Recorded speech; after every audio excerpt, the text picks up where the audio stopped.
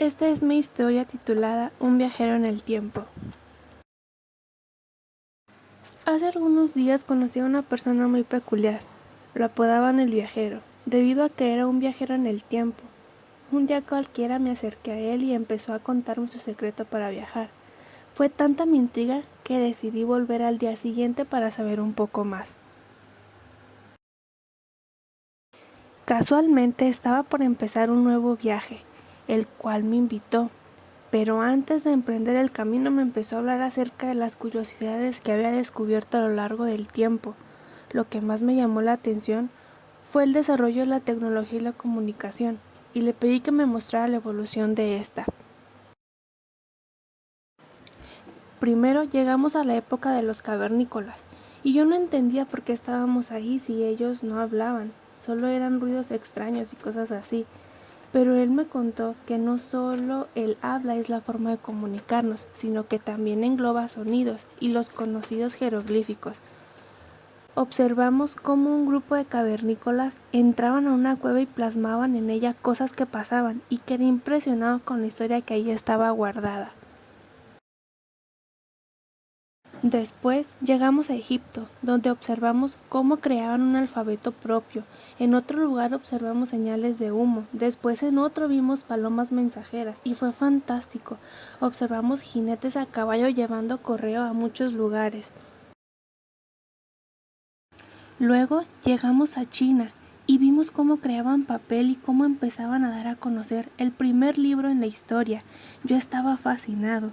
Conocí los primeros periódicos, una persona ciega usando braille, y de repente me topé con una cosa extraña con un disco y números. Al principio no sabía qué era, pero luego el viajero me dijo que era un teléfono. Vimos computadoras enormes, todo era muy raro y diferente, pero regresamos a casa y yo seguía con muchas dudas.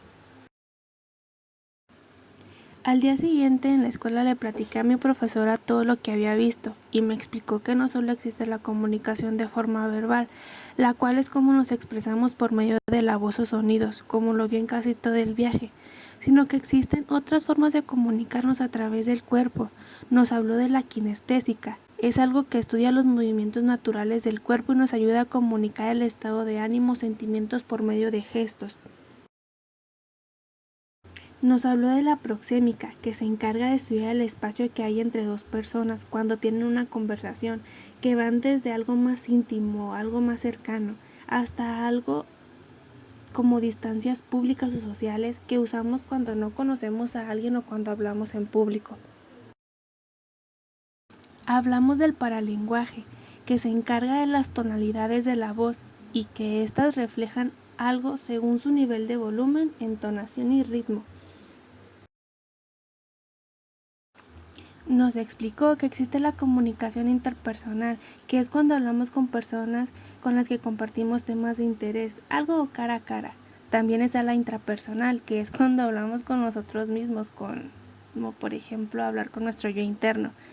Y por último, nos dijo que había comunicación intercultural, que es cuando hablamos con personas de otras culturas y que a veces suele ser difícil porque tenemos expresiones diferentes. Usando el ejemplo de las expresiones diferentes según el país, nos habló sobre la connotación y la denotación. La denotación es el significado real de las palabras y la connotación es un significado individual que se le da a las palabras según la cultura. De tarea nos dejó que escribiéramos todo lo que ella nos había comentado en clase y que de esta forma aprenderíamos sobre el lenguaje oral y el lenguaje escrito. El oral es algo que sucede rápido y nos apoyamos en todo lo anterior, y el escrito es aquel que nos permite plasmar en físico lo que queremos comunicar, como en una carta, y lo podemos leer repetidas veces. Me encantó aprender sobre comunicación y cómo existen diferentes tipos. Pienso que seguirá cambiando más y más. Ya veremos qué nos depara el futuro.